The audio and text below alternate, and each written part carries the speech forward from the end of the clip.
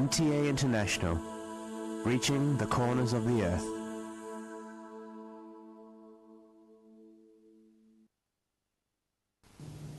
Coming up next is the Friday sermon of Hazrat Khalifatul Masih IV, Mirza Tahir Ahmad Sahib, Imam and the head of the worldwide Ahmadi Muslim community. اب حضرت مرزا طاہر احمد صاحب خلیفۃ المسیح الرابع امام جماعت احمدیہ ایدہ اللہ تعالی بنص العزیز کا خطبہ جمعہ ہوگا. حبیبنا صلی علی محمد صلی علی حبیبنا صلی علی محمد صلی علی رسولنا صلی علی محمد صلی علی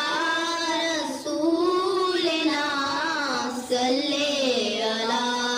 محمد صلی علی محمد صلی علی محمد صلی علی محمد صلی علی محمد صلی علی محمد. السلام علیکم ورحمۃ اللہ. اذان دے دیں.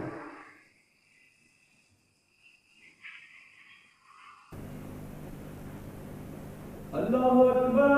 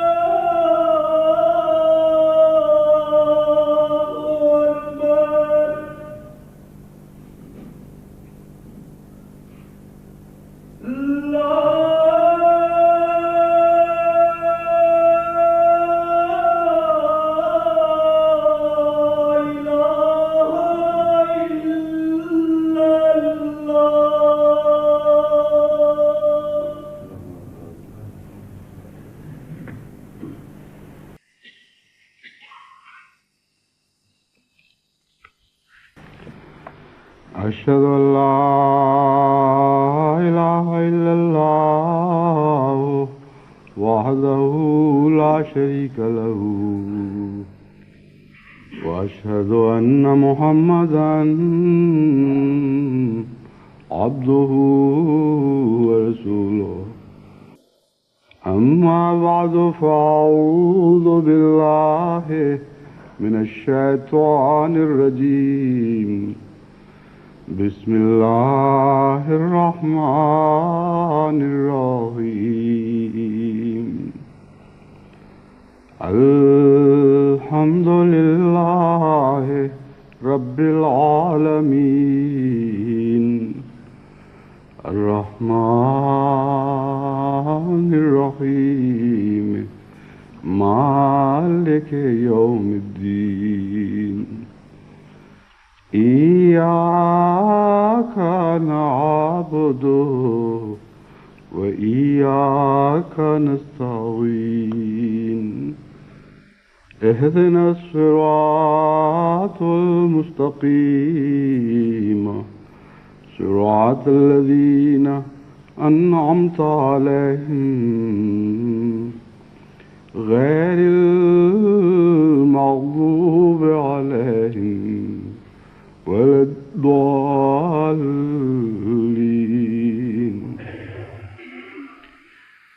يا أيها الذين آمنوا اتقوا الله حق تقاته ولا تموتن إلا وأنتم مسلمون واعتصموا بحبل الله جميعا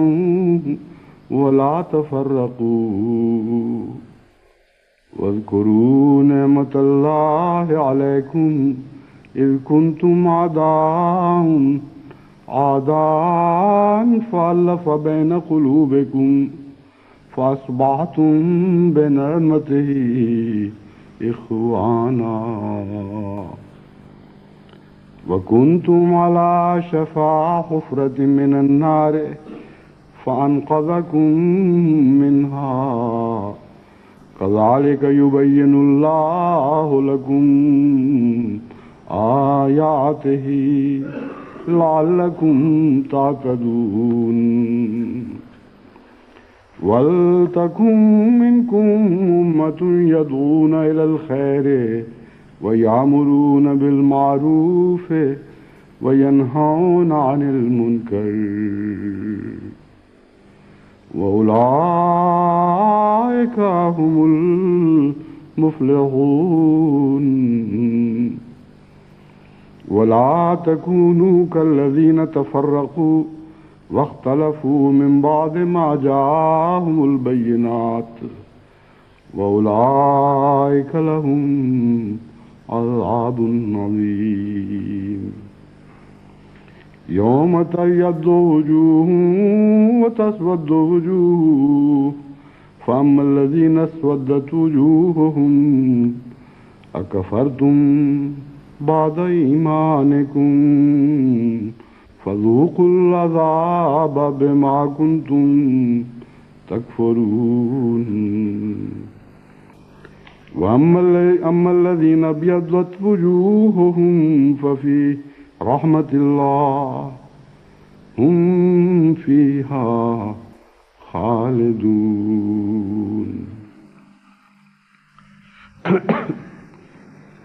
आज 26 मई का दिन है और ये दिन हज़रत अक़दस मसीह मऊद अलैहिस्सलाम के विसाल का दिन है। यूँ तो अंबिया की पैदाइश के दिन और वफ़ात के दिन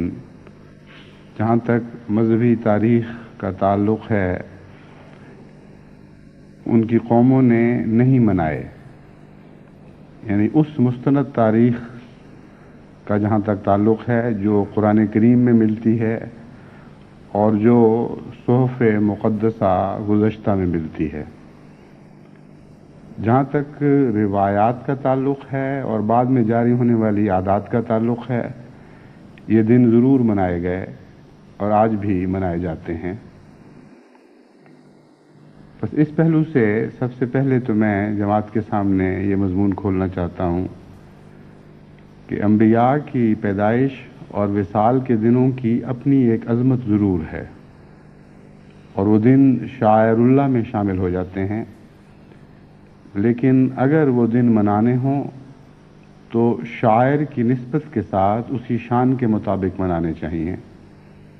یعنی ان دنوں میں خصوصیت کے ساتھ اللہ کا ذکر بلند کرنا چاہیے اور اس پیغام کو پیش نظر رکھنا چاہیے جو پیغام لے کر یہ خدا کے برگزیدہ لوگ دنیا میں آیا کرتے ہیں۔ محض شمع روشن کرنا یا اچھے کپڑے پہننا یا اور خوشیوں کے اظہار گلیوں میں نکل کر کرنا ہرگز ان دنوں کے شایان شان نہیں ہیں۔ بس اس پہلو سے ہمیشہ ہی جماعت احمدیہ کا یہی مسلک رہا ہے، اور اگرچہ بعض اوقات ظاہری طور پر بھی جماعت احمدیہ نے حضرت صلی اللہ علیہ وآلہ وسلم کی پیدائش کے دن روشنیاں بھی جلائیں اور جھنڈیاں بھی لگائیں، لیکن کچھ عرصے کے بعد حضرت مسلم موعود نے اس رواج کو اسی خطرے کے پیش نظر ختم کر دیا کہ کہیں جماعت احمدیہ بھی ظاہری رسم و رسوم کا شکار ہو کر نہ رہ جائے اور ان مقدس ایام کو جو شاعر اللہ ہیں اس احترام کے ساتھ منانا چھوڑ دے جو در حقیقت ان کا حق ہے۔ بس حضرت مسیح موعود علیہ السلام کے وصل کے دن کی مناسبت سے میں نے آج قرآن کریم کی ان آیات کا انتخاب کیا ہے جن میں اس موقع کی مناسبت سے جماعت احمدیہ کے لیے اہم پیغامات ہیں، اور اس مضمون پر غور کرتے ہوئے میں نے یہ سمجھا کہ دراصل اس میں حضرت اقدس محمد مصطفیٰ صلی اللہ علیہ وآلہ وسلم کے وصال کی پیشگوئی کی گئی تھی جو قریب آ چکا تھا۔ یہ آیات سورہ آل عمران سے لی گئی ہیں، اور آل عمران کا اکثر حصہ حضور صلی اللہ علیہ وآلہ وسلم کی آخری عمر میں نازل ہوا ہے، اور بعض آیات تو آپ کے وصال سے کچھ دن پہلے نازل ہوئیں۔ بس معلوم ہوتا ہے کہ ان آیات کا تعلق حضرت صلی اللہ علیہ وآلہ وسلم کے وصال کے قرب سے تھا، اور اسی نسبت سے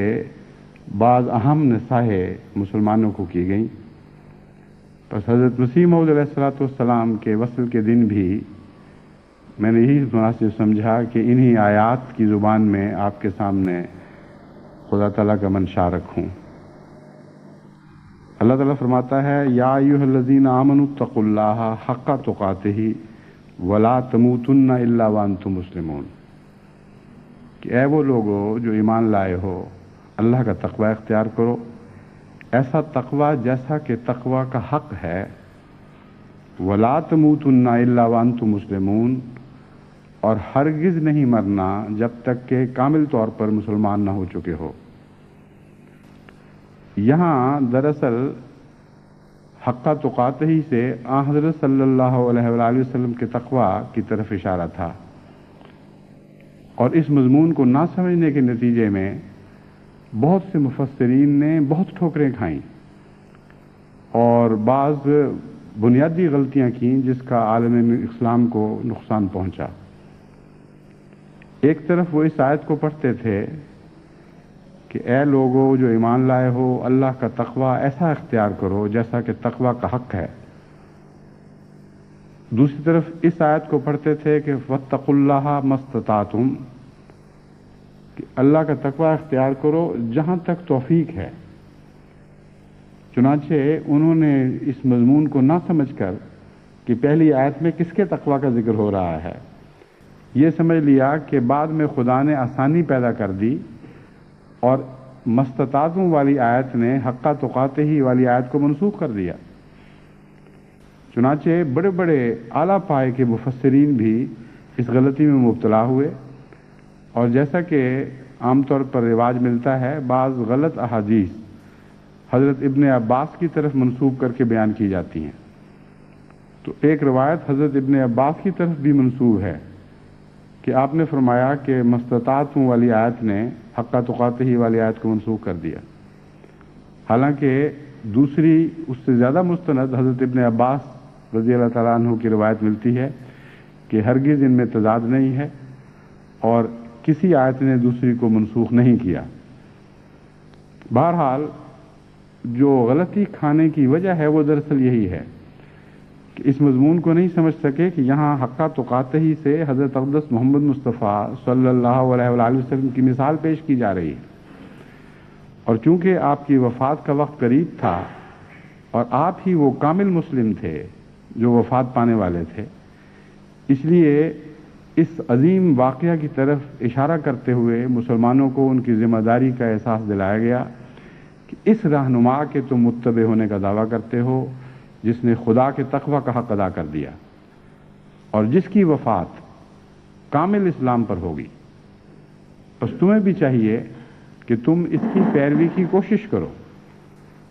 بس دوسری آیت میں مستطاعتم سے مراد یہ ہے کہ حضرت محمد مصطفیٰ صلی اللہ علیہ وآلہ وسلم نے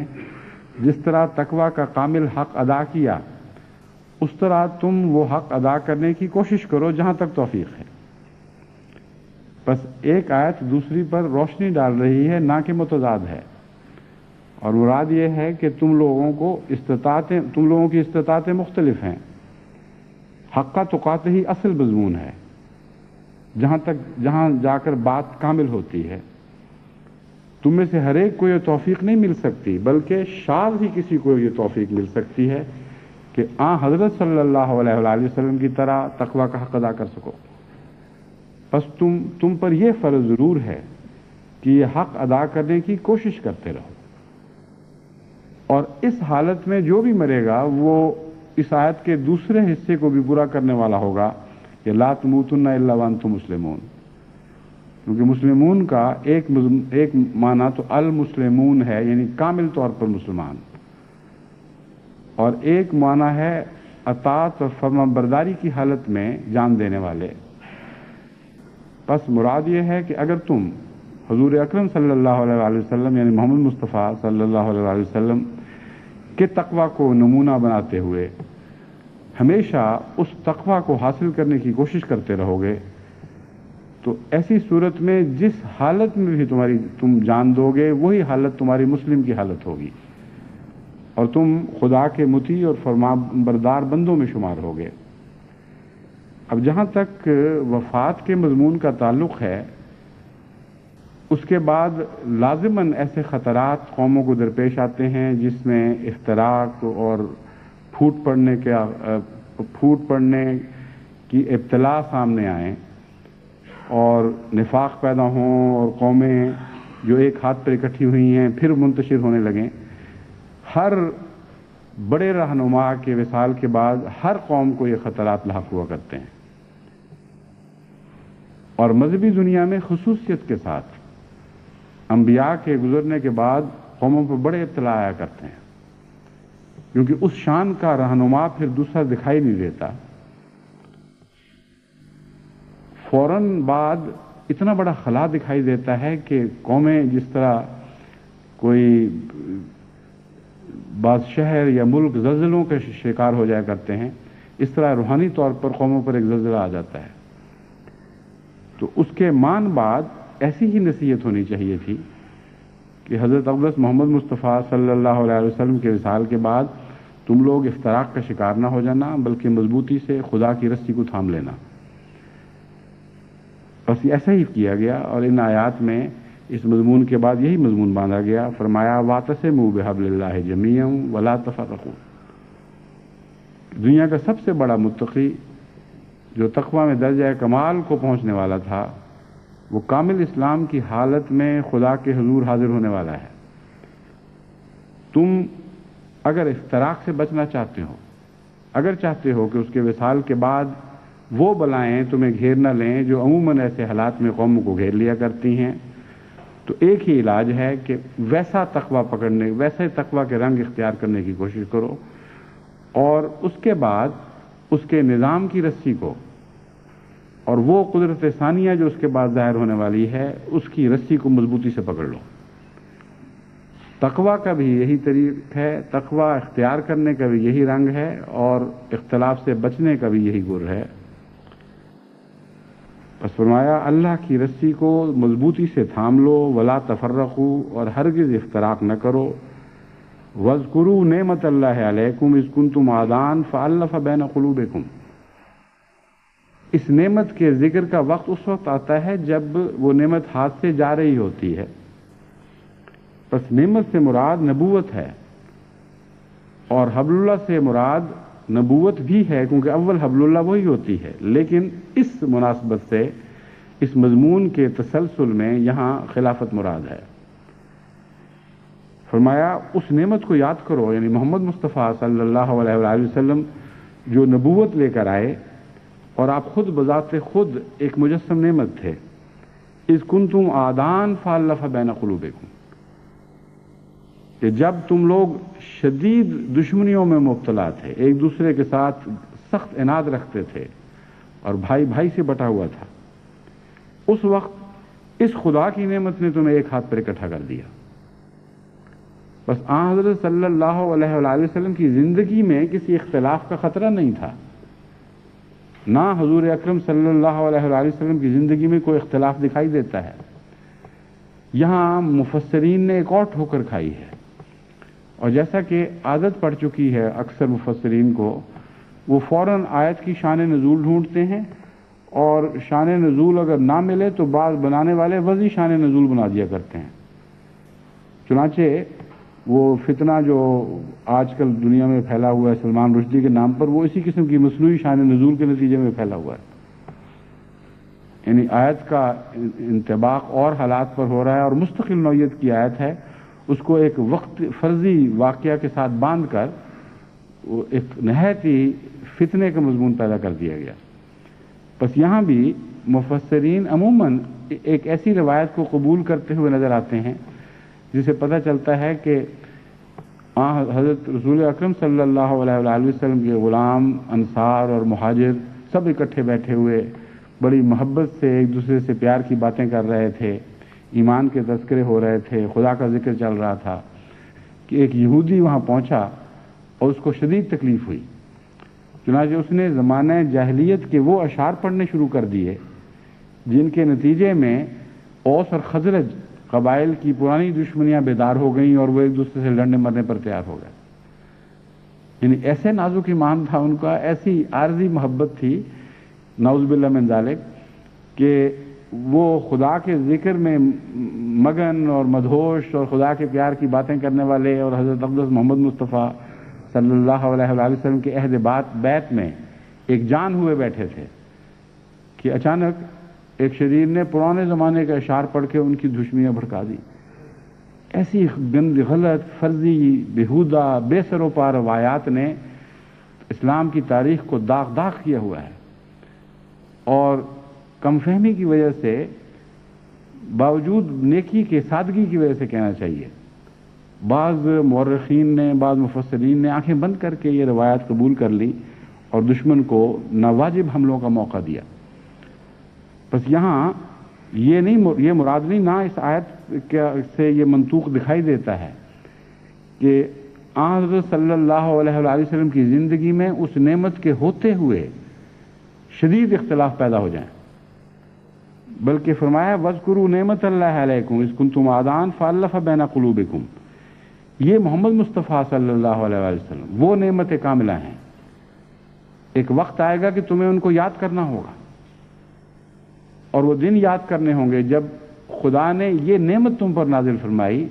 اور ان کے طفیل تمہاری دشمنیوں کو محبتوں میں تبدیل کر دیا، اور تمہیں ایک جان کر دیا، اور ایک رسی میں تم باندھے گئے، اور ایک لڑی میں تم پروئے گئے۔ یہ وہ حالات ہیں، ان کو یاد کرتے ہوئے جب خدا کے فضل کے ساتھ تم بھائی بھائی بن گئے، یہ بھی یاد کرو کہ حضرت رسول اکرم صلی اللہ علیہ وآلہ وسلم اس وقت تشریف لائے جب کنتم علی شفا حفرۃ من النار فانقذکم منہا، تم گویا آگ کے کنارے پر کھڑے تھے۔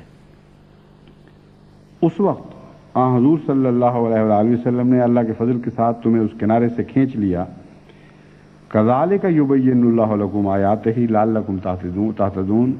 اسی طرح خدا تعالیٰ تم پر اپنے نشانات کھول کھول کر بیان فرماتا ہے تاکہ تم ہدایت پا جاؤ۔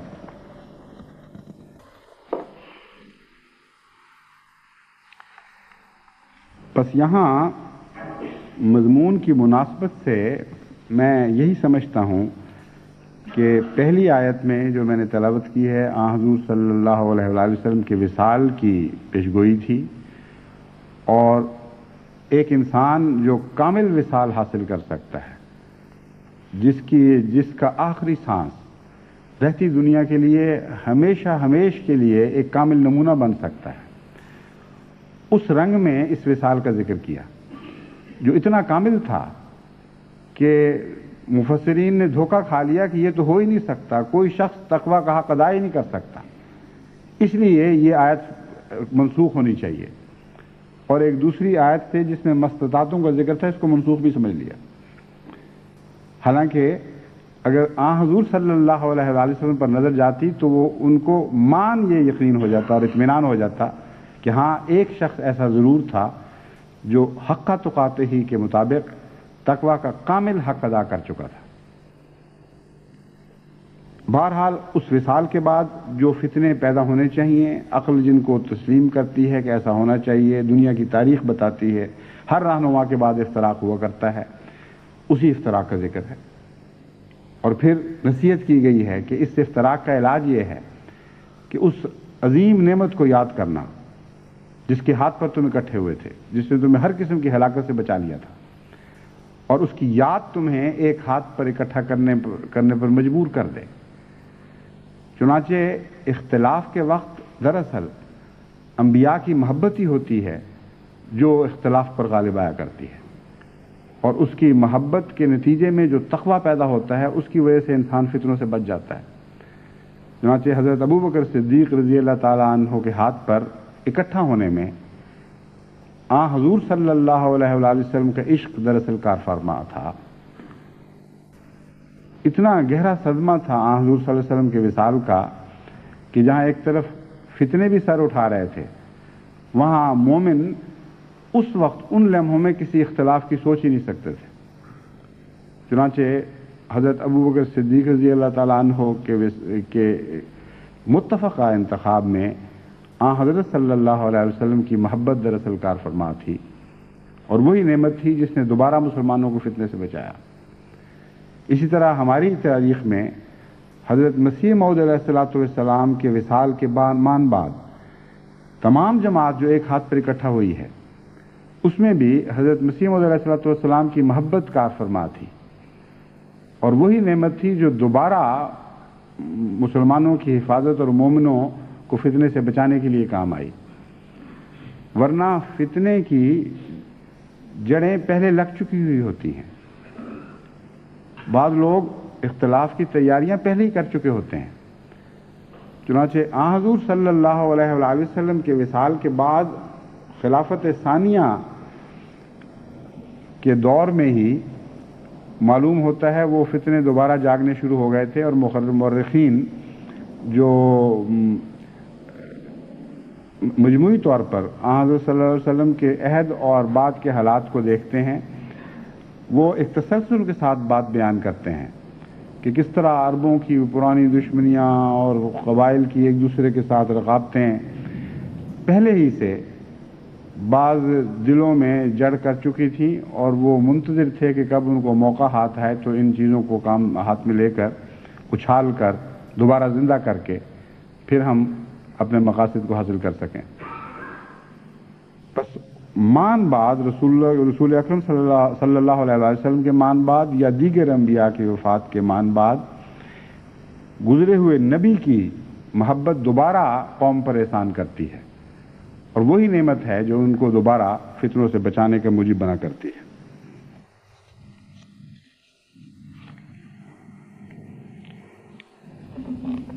جماعت احمدیہ کو اس بات کو پیش نظر رکھنا چاہیے کہ جس اتفاق پر زور دیا گیا ہے، یہ اتفاق دراصل ایمان کی نشانی ہے، اور حبل اللہ سے چمٹے رہنے کی ایک ظاہری علامت ہے، ورنہ ہر شخص یہ کہہ سکتا ہے کہ میں نے خدا کی رسی کو مضبوطی سے پکڑا ہوا ہے اور میں اس سے جدا نہیں ہوتا۔ اگر ہر شخص اپنے اس دعویٰ میں سچا ہو تو ایسی جماعت میں کوئی اختلاف نہیں ہو سکتا، ناممکن ہے۔ جہاں حبل اللہ پر ہاتھ کمزور ہو جائے اور گرفت ڈھیلی پڑ جائے، وہیں سے انسان سرکنا شروع ہو جاتا ہے اور پھر اختلاف کی راہیں پیدا ہو جاتی ہیں۔ پس آن حضرت صلی اللہ علیہ وآلہ وسلم کے بعد مجھے کامل یقین ہے کہ خلافت راشدہ ہی حبل اللہ تھی، اور اس حبل اللہ کے ساتھ تعلق میں جب بدقسمتی سے بعض لوگوں نے کمزوری دکھائی تو سب فتنے پیدا ہوئے۔ بس حضرت مسیح موعود علیہ الصلوۃ والسلام کے وصال کے دن سب سے اہم نصیحت جو جماعت کو کی جا سکتی ہے وہ وہی ہے جو قرآن کریم نے حضرت رسول اکرم صلی اللہ علیہ وآلہ وسلم کے وصال کے تعلق میں مومنین کو کی تھی۔ آپ لوگ مضبوطی کے ساتھ خلافت کی رسی کو پکڑ لیں اور کسی قیمت پر اس رسی سے الگ نہ ہوں۔ اختلاف تو ضرور پیدا ہوا کرتے ہیں قوموں کے درمیان، ایک گھر میں اختلاف ہو جایا کرتے ہیں، لیکن گھروں کے اختلاف بھی تبھی دور ہوا کرتے ہیں اگر گھر کے معزز اور بڑے ایسے شخص کے ساتھ ہر فرد بشر کا ہر گھر یعنی گھر کے ہر شخص کا تعلق ہو جو اس گھر میں گھر کے طور پر ایک خاندان کے طور پر بستا ہے۔ مثلا اگر ایک دادا ہے بڑی عمر کا اور اس کے سب بچے بھی اس گھر میں رہ رہے ہیں، جس طرح بعض دفعہ اجتماعی خاندانوں میں ملتا ہے کہ سب لوگ اکٹھے رہتے ہیں، اگر اس دادا کی عظمت دلوں میں قائم ہے، اس کا رعب دلوں میں قائم ہے، اس کی محبت دلوں میں قائم ہے، تو بھائیوں کے لاکھ اختلاف ہوں اس کے باوجود وہ خاندان اکٹھا رہا کرتا ہے۔ بعض دفعہ بعض خواتین خاندان کو اکٹھا رکھتی ہیں۔ ایک باپ کی وفات کے بعد یا دادا کی وفات کے بعد جو گھر کی بڑی خاتون ہے، اگر اس کے اندر سلیقہ اور شعور ہو اور سعادت ہو تو اس کے نتیجے میں اولاد میں بھی وہی سلیقہ اور شعور اور سعادت پیدا ہو جاتے ہیں، اور اس خاتون کی ایسی عظمت دلوں پہ قائم رہتی ہے کہ ان کے ہوتے ہوئے بھائی آپس میں یا بہن بھائی آپس میں اختلاف کر ہی نہیں سکتے۔ ابھی جرمنی کے دورے کے وقت ایک وہاں سکھ دوست ہیں جو بہت ہی جماعت سے محبت رکھتے ہیں، اور حقیقت ہے کہ یوں لگتا ہے جیسے عاشقانہ تعلق ہے۔ ایک دفعہ ایک احمدی دوست نے ان کی موجودگی میں مجھے فون کیا تو ایک دم انہوں نے اٹھ کر کہا کہ تم بیٹھے ہوئے فون کر رہے ہو، میں نے تو آج تک ان کو بیٹھ کے فون نہیں کیا، تم کھڑے ہو جاؤ فوراً۔ اب ہم تو ایسی رسموں کے قائل نہیں ہیں، لیکن میں ان کی محبت کا اظہار بتانا چاہتا ہوں۔ بے اختیار انہوں نے اتنے جذبے سے کہا کہ وہ بیچارہ بھی فوراً ڈر کے مارے کھڑا ہو گیا کہ ان پر برا اثر نہ پڑے۔ تو یہ ان کے عشق کا حال ہے۔ انہوں نے اصرار کیا کہ آپ ہمارے گھر ضرور آئیں۔ وہ ایک بڑا خاندان ہے اور اس خاندان کے متعلق مجھے علم ہے ان کے ذریعے بھی دوسرے ذریعے سے بھی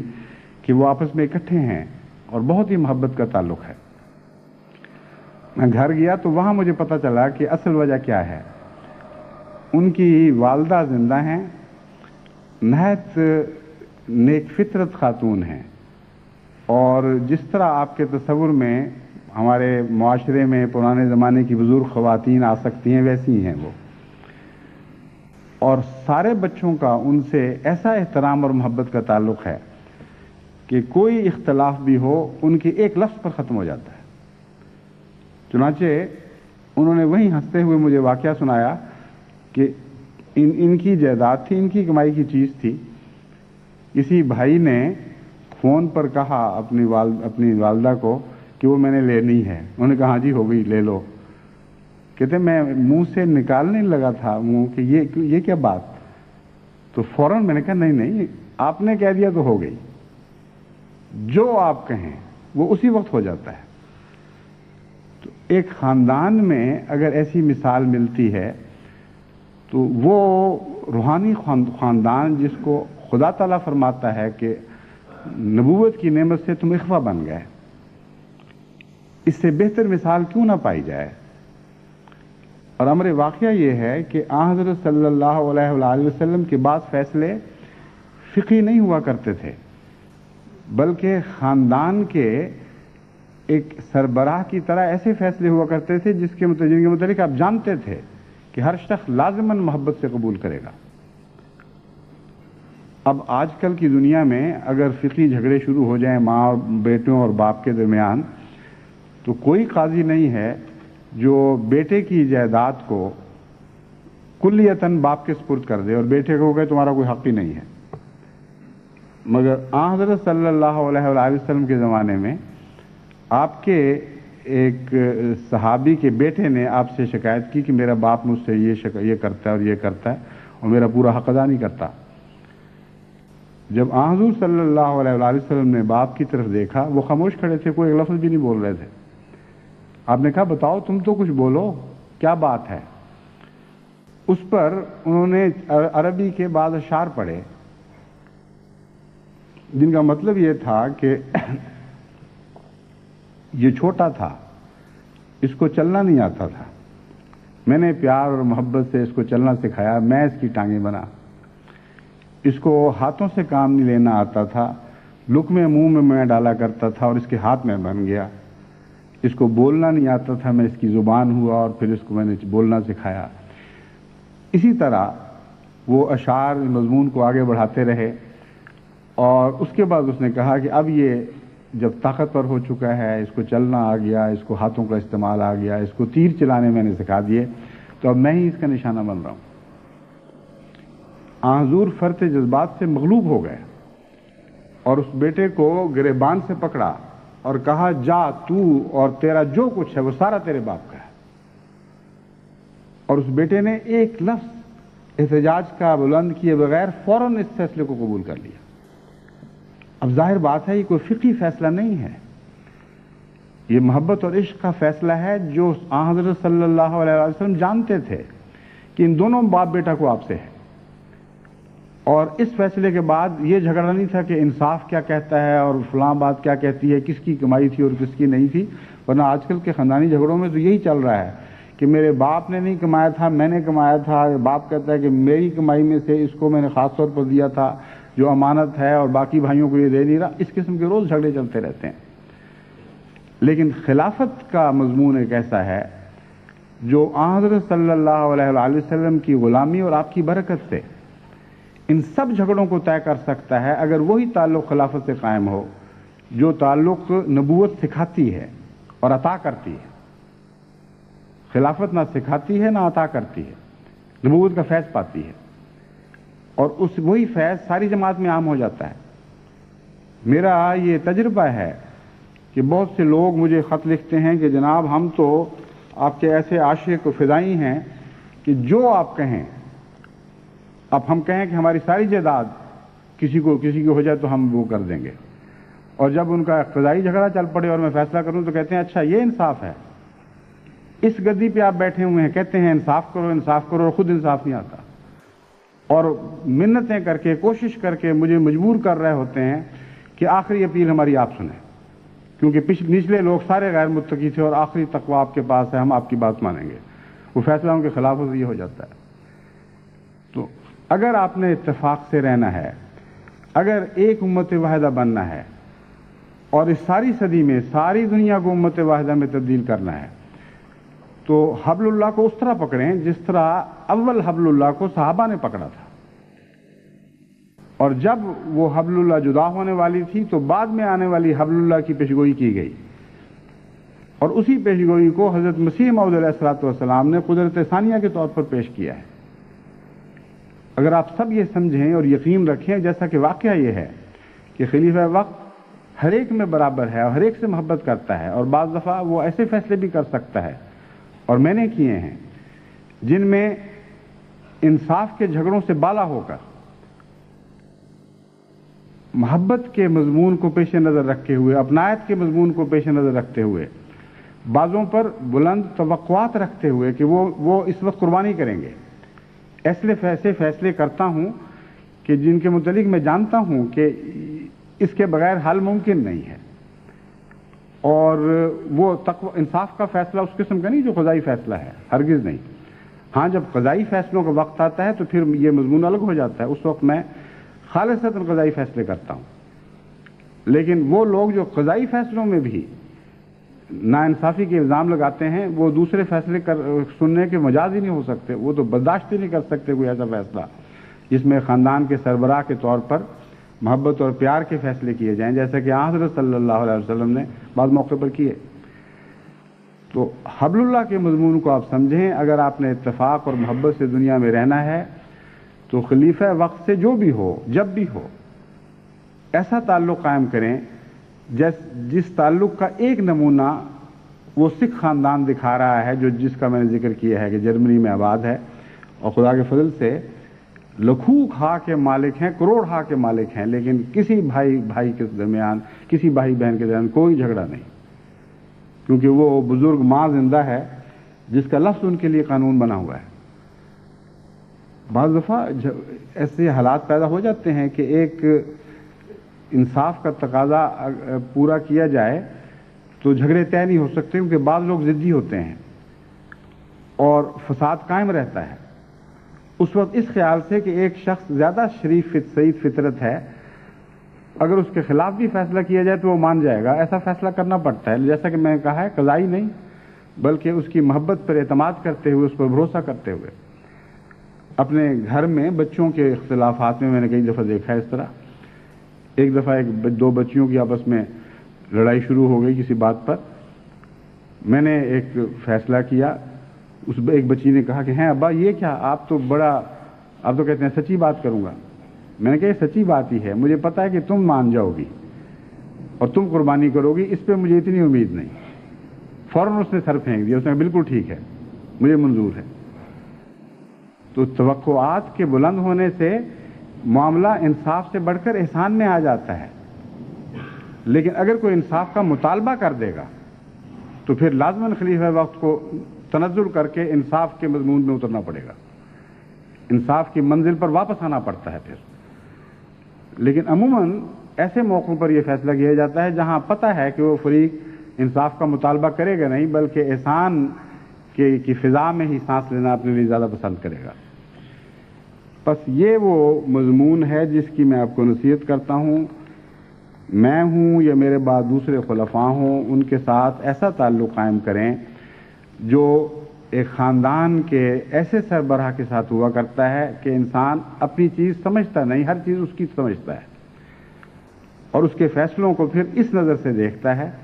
ایسی صورت میں کبھی جماعت میں کوئی اختلاف باقی نہیں رہے گا۔ اختلاف ہوں گے لیکن وہ ہٹ جایا کریں گے، دور ہو جایا کریں گے۔ دوسری نصیحت اس ضمن میں یہ ہے کہ اپنے ذاتی اختلافات کو جماعت کی طرف منتقل نہ کیا کریں۔ یہ ایک بہت ہی خطرناک عادت ہے کہ بعض لوگ اپنے خاندانی جھگڑوں کو، اپنے ذاتی تعلقات کو نظام جماعت کی طرف منتقل کر دیتے ہیں، یعنی جب وہ نظام جماعت میں کسی عہدے پر قائم فائز کیے جاتے ہیں تو گروہ بندی اپنے تعلقات کی بنا پر کرتے ہیں، یا بعض لوگ ان سے اطاعت کا تعلق توڑ لیتے ہیں اس لیے کہ وہ دوسرے گروہ سے ان کے نزدیک تعلق رکھتا ہے، خواہ وہ حقیقت میں رکھتا ہو یا نہ رکھتا ہو۔ ایسی جماعتوں میں نے دیکھا ہے سب سے لمبے فساد چلتے ہیں، اور اکثر ایسی جماعتیں جہاں ہمیشہ جھگڑے ہوتے ہی چلے جاتے ہیں، ٹھیک ہی نہیں ہوتے، ان میں بنیادی نقص یہی ہوتا ہے کہ بعض جماعتیں خاندانی تعصبات اور گروہوں میں بٹ چکی ہوتی ہیں، اور جب کوئی عہدے دار آئے وہ سمجھتا ہے کہ اب مجھے وقت مل گیا ہے کہ میں اس عہدے کو استعمال کرتے ہوئے دوسرے خاندان کو نیچا دکھاؤں، یا اگر کوئی متقی اوپر آ جائے تو دوسرے اعتماد نہیں کرتے، پھر وہ اس کی ہر بات پہ بدظنی کرتے ہیں، وہ سمجھتے ہیں کہ یہ چونکہ فلاں گروہ سے، فلاں خاندان سے تعلق رکھتا ہے، اس نے ہمیں نیچا دکھانا ہی دکھانا ہے۔ بس تقوی سے کام لیں، یہ مضمون ہی تقوی سے شروع ہوا ہے۔ اتقوا اللہ حق تقاتہ ہی،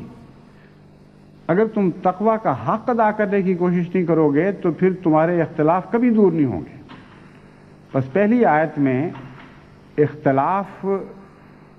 دور کرنے کے لیے یا اختلافات سے بچنے کے لیے ایک بہت ہی گہرا اور دائمی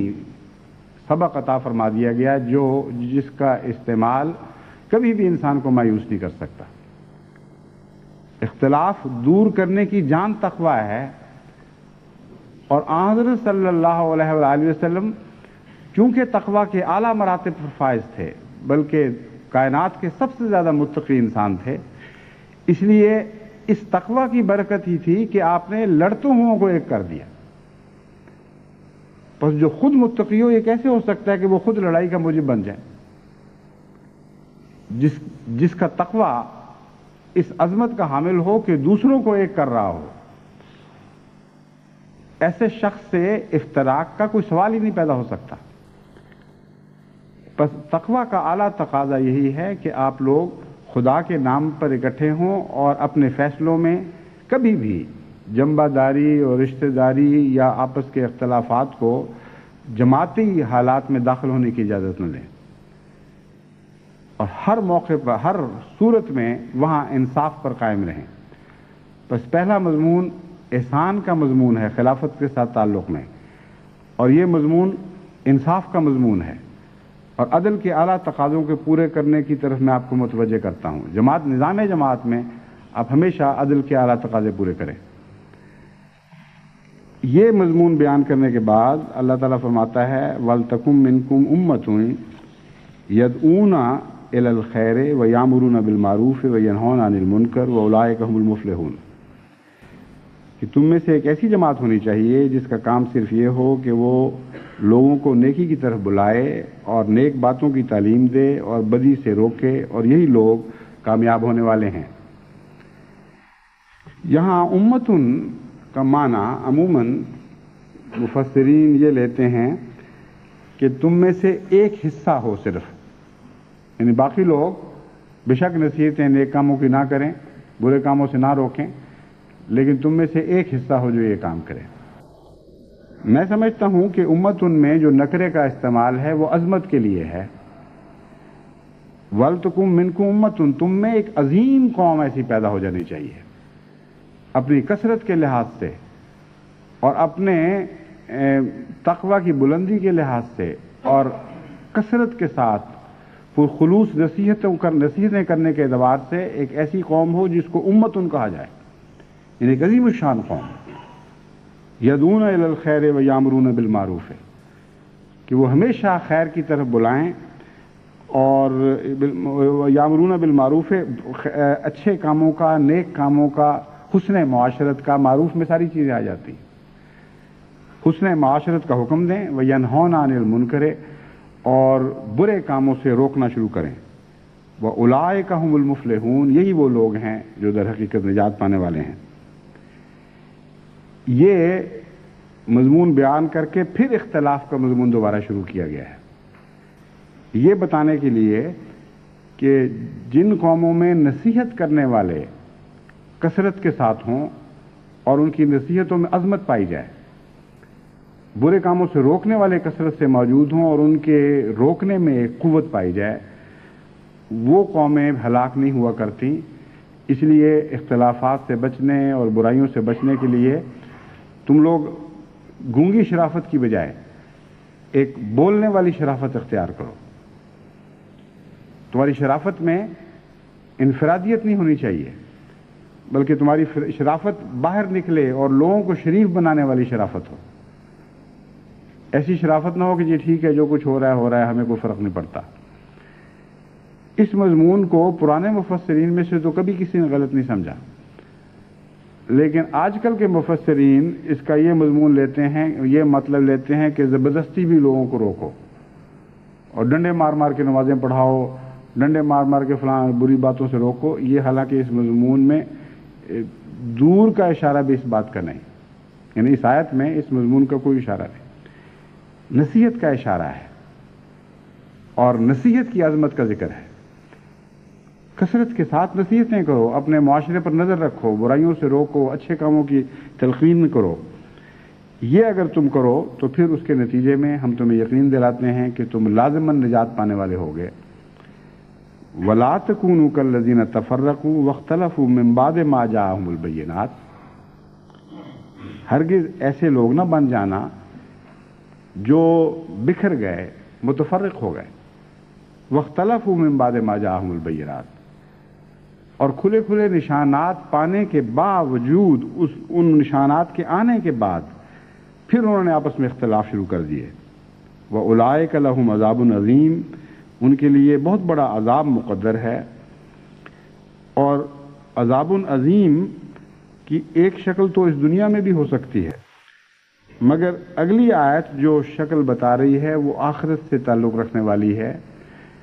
وہ ہے یوم تبیض وجوہ و تسود وجوہ۔ ایک ایسا دن آنے والا ہے کہ جب بعض چہرے سیاہ ہو جائیں گے اور بعض چہرے سفید اور روشن دکھائی دیں گے۔ فَأَمَّا الَّذِينَ اسْوَدَّتْ وُجُوهُهُمْ، پس وہ چہرے جو سیاہ ہوں گے ان کو مخاطب کرتے ہوئے گویا ہم کہیں گے اکفرتم بعد ایمانکم، کیا تم ایمان لانے کے بعد کافر ہو گئے تھے؟ فذوقوا العذاب بما کنتم تکفرون، پس اس عذاب کو چکھو، وہی عذاب جو پہلے جس کا ذکر ہے عذاب العظیم، دراصل اسی طرف اشارہ ہے۔ اس عذاب کو چکھو جس کا تم بوجہ اس کے کہ تم نے انکار کر دیا اور تم نے کفر کی حالت اختیار کر لی۔ فَأَمَّا الَّذِينَ ابْيَضَّتْ وُجُوهُهُمْ فَفِي رَحْمَةِ اللَّهِ هُمْ فِيهَا خَالِدُونَ، وہ لوگ جن کے چہرے روشن ہوں گے اور سفید ہوں گے ان کے متعلق خوشخبری یہ ہے کہ وہ اللہ کی رحمت میں ہیں اور ہمیشہ اس رحمت میں رہیں گے۔ چونکہ اختلاف کا مضمون چل رہا ہے اس لیے یہاں مراد یہ ہے کہ وہ لوگ جو خدا کی رسی کو پکڑے رکھیں گے ان کے اوپر کفر کو غلبہ عطا نہیں ہوگا، اور وہ لوگ جو خدا کی رسی کو چھوڑ دیں گے ان کے جو باہمی اختلافات ہیں جو شروع میں آپ کو نجی اور معمولی دکھائی دیں گے، وہ اختلافات رفتہ رفتہ ان کو کفر کی طرف دھکیل دیں گے۔ بس آپ کے ایمان کی ضمانت حبل اللہ کو پکڑے رہنے میں ہے۔ اگر آپ حبل اللہ کو مضبوطی سے تھامے رکھیں گے تو لازماً آپ کے ایمان کی حفاظت کا وعدہ ہے، اور قیامت کے دن آپ روشن چہروں کے ساتھ دوبارہ اٹھائے جائیں گے۔ اگر اس رسی کو چھوڑ دیا تو اس کا لازمی نتیجہ یہ ہے کہ بالآخر آپ کفر میں مبتلا ہو جائیں گے، اور اس کفر کے بعد پھر چونکہ ایمان پانے کے بعد کفر نصیب ہوا ہے اس کا ایک بہت بڑا عذاب مقدر کیا گیا ہے، یعنی سیاہ چہروں کے ساتھ، منحوس ایسے چہروں کے ساتھ جن پر گویا رات کی تاریکی چھائی ہوئی ہو، ان کا وہ دوبارہ ایسی حالت میں اٹھائے جائیں گے کہ دیکھنے والوں کو بھی ان کے چہرے سیاہ دکھائی دے رہے ہوں گے۔ بس یہ سزا بہت ہی دردناک سزا ہے اور بہت ہی خوفناک عذاب ہے۔ اس سے بچنے کا طریق پہلے ہی بیان فرما دیا گیا ہے کہ حبل اللہ کو مضبوطی سے پکڑے رکھو، اس کے نتیجے میں خدا تعالیٰ تمہاری حفاظت فرمائے گا، تم ایک قوم بنے رہو گے اور قیامت کے دن روشن چہروں کے ساتھ تم دوبارہ اٹھائے جاؤ گے۔ فرماتا ہے تلک آیات اللہ نتلوها علیک بالحق وما اللہ یرید ظلم للعالمین، یہ آیات ہیں جو ہم حق کے ساتھ تجھ پر تلاوت کر رہے ہیں۔ اے محمد صلی اللہ علیہ وسلم، یہ نصیحتیں ہیں جو ہم تجھے کر رہے ہیں، اور بہت ہی سچی نصیحتیں ہیں، ان کو معمولی نہ سمجھا جائے۔ وَمَا اللَّهُ يُرِيدُ ظُلْمًا لِلْعَالَمِينَ، یہ جو خوفناک عذاب بتایا گیا ہے اس کی ذمہ دار وہ لوگ ہوں گے جو ان نصیحتوں کو سننے کے بعد ان کا انکار کریں گے اور ان سے اعراض کریں گے، ورنہ اللہ دنیا میں اپنی مخلوق پر ظلم نہیں کیا کرتا۔ بس میں امید رکھتا ہوں کہ یہ دن جو آج کی حضرت مسیح موعود علیہ السلام کے وصال کا دن ہے اور اس نئی صدی کا پہلا دن ہے جو آج ظاہر ہوا ہے، اس کے بعد آپ کے وصال کے دن آتے رہیں گے، لیکن اس دن کو تاریخی لحاظ سے ایک خاص اہمیت حاصل ہے کہ اگلی صدی میں داخل ہونے کے بعد یہ پہلا جمعہ ہم نے دیکھا ہے جو 26 مئی کو واقعہ ہو رہا ہے اور حضرت مسیح موعود علیہ السلام کے وصال کا دن ہے، بس اس دن کو یاد رکھتے ہوئے ہمیشہ ان نصائح کو پیش نظر رکھا کریں جو قرآن کریم کی ان آیات میں بیان کی گئی ہیں، اور خلافت کے ساتھ وفا کے عہد کو دہرایا کریں، اور خدا کی اس رسی کو جو آپ کے لیے دائمی کر دی گئی ہے۔ حضرت مسیح موعود علیہ السلام فرماتے ہیں، مجھ سے خدا نے وعدہ کیا ہے کہ قیامت تک اب یہ رسی قائم رہے گی۔ اس قدرت ثانیہ کو ساتھ چمٹے رہیں تو اللہ تعالیٰ اپنے فضل کے ساتھ آپ کے سارے اختلافات دور فرما دیا کرے گا، اور آپ کو وحدت کی لڑی میں پروئے رکھے گا، اور ہمیشہ آپ کے ساتھ حسن اور احسان کا معاملہ کرتا رہے گا۔ حضرت مسیح موعود علیہ السلام کے الفاظ کے ساتھ اب میں اس خطاب کو ختم کرتا ہوں۔ آپ فرماتے ہیں، سو عزیزو، اے عزیزو، جبکہ قدیم سے سنت اللہ یہی ہے کہ خدا تعالیٰ دو قدرتیں دکھلاتا ہے تا مخالفوں کی دو جھوٹی خوشیوں کو پامال کر کے دکھلا دے، تو اب ممکن نہیں ہے کہ خدا تعالیٰ اپنی قدیم سنت کو ترک کر دے۔ اس لیے تم میری اس بات سے جو میں تمہارے پاس بیان کی جو میں نے تمہارے پاس بیان کی غمگین مت ہو، اور تمہارے دل پریشان نہ ہو جائیں، کیونکہ تمہارے لیے دوسری قدرت کا بھی دیکھنا ضروری ہے، اور اس کا آنا تمہارے لیے بہتر ہے کیونکہ وہ دائمی ہے۔ بہت ہی عظیم الشان خوشخبری دی گئی ہے۔ وہ قدرت دائمی ہے جس کا سلسلہ قیامت تک منقطع نہیں ہوگا، اور وہ دوسری قدرت نہیں آ سکتی جب تک میں نہ جاؤں، لیکن میں جب جاؤں گا تو پھر خدا اس دوسری قدرت کو تمہارے لیے بھیج دے گا جو ہمیشہ تمہارے ساتھ رہے گی۔ بس میں امید رکھتا ہوں کہ یہ قدرت جو ہمیشہ جماعت احمدیہ کے ساتھ رہے گی، جماعت احمدیہ کا ہر فرد بھی ہمیشہ اس قدرت کے ساتھ رہے گا اور کبھی اسے بے وفائی نہیں کرے گا۔